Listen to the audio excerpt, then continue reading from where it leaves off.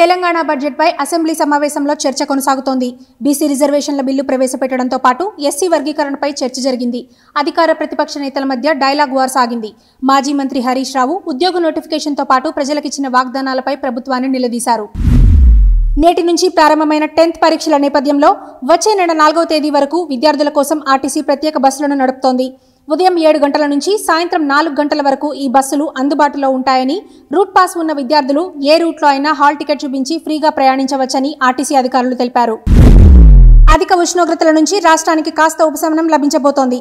బంగాళాఖాతంలో ఏర్పడ్డ ద్రోణి ప్రభావంతో రానున్న 2 రోజుల్లో రాష్ట్రంలోని పలు ప్రాంతాల్లో ఓ మాదిరి నుంచి వడగళ్ల వాన పడే అవకాశాలున్నట్లు వాతావరణ శాఖ తెలిపింది.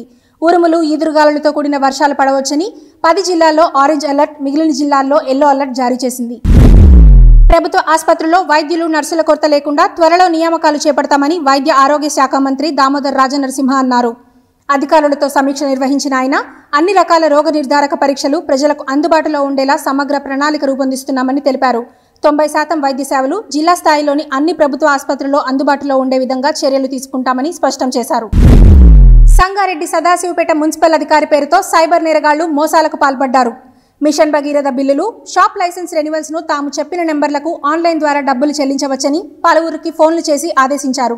అయితే సదాశివపేట మున్సిపల్ కమిషనర్ గా మహిళా అధికారి ఉండటంతో అనుమానం వచ్చి ఫిర్యాదు చేసేసరికి విషయం వెలుగు చూసింది. మే 7 నుంచి 31 వరకు జరిగే 72వ ప్రపంచ అందాల పోటీలకు తెలంగాణ ఆతిథ్యం ఇవ్వబోతోంది. ప్రపంచం నలుమూలల నుంచి 140 దేశాల అందగత్తెలు ఈ పోటీల్లో పాల్గొనబోతున్నారు. ప్రపంచ సుందరి క్రిస్టినా తదితరులు ఇందుకు సంబంధించిన పోస్టర్ను విడుదల చేశారు.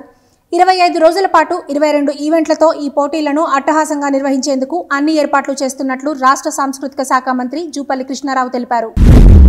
సీఎం, మంత్రులు, ఎమ్మెల్యేల జీతాలు 100% పెంచుతూ కర్ణాటక ప్రభుత్వం కీలక నిర్ణయం తీసుకుంది. ఇందుకు సంబంధించిన 2 సవరణ బిల్లులను ఆమోదించింది. ప్రపంచంలోనే అత్యంత సంతోషకరమైన దేశంగా వరుసగా 8వసారి ఫిన్లాండ్ నిలిచింది. 2వ స్థానాన్ని డెన్మార్క్, 3వ స్థానాన్ని ఐస్లాండ్ దక్కించుకున్నాయి.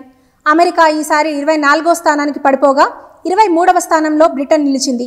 గతేడాది 124వ ర్యాంకులో ఉన్న మన దేశం తన స్థానాన్ని కొంత మెరుగుపరుచుకుని 118వ ప్లేస్కు చేరుకుంది. అమెరికా అధ్యక్షుడు ట్రంప్ విద్యాశాఖను రద్దు చేస్తూ సంచలన నిర్ణయం తీసుకున్నారు. ఇక మీద విద్యపై రాష్ట్రాలకే పూర్తి అధికారాన్ని ప్రకటిస్తూ కేంద్ర ప్రభుత్వ నియంత్రణను తీసేశారు. అయితే విద్యార్థుల ఫీజుల రాయితీలు, స్కీములు కొనసాగుతాయని తెలిపారు. సీజన్ 18 10 జట్ల కెప్టెన్లు ట్రోఫీతో ఉన్న వీడియోను ఐపీఎల్ విడుదల చేసింది. ఇందుకు సంబంధించిన ఫోటోషూట్ను ముంబై గేట్వే ఆఫ్ ఇండియా వద్ద చిత్రీకరించగా కెప్టెన్లంతా ఒకే చోట చేరి ఫోజులిచ్చారు. మరోవైపు రేపటి నుంచి ప్రారంభం కాబోతున్న ఐపీఎల్ మ్యాచ్ల కోసం క్రికెట్ అభిమానులు ఆసక్తిగా ఎదురుచూస్తున్నారు.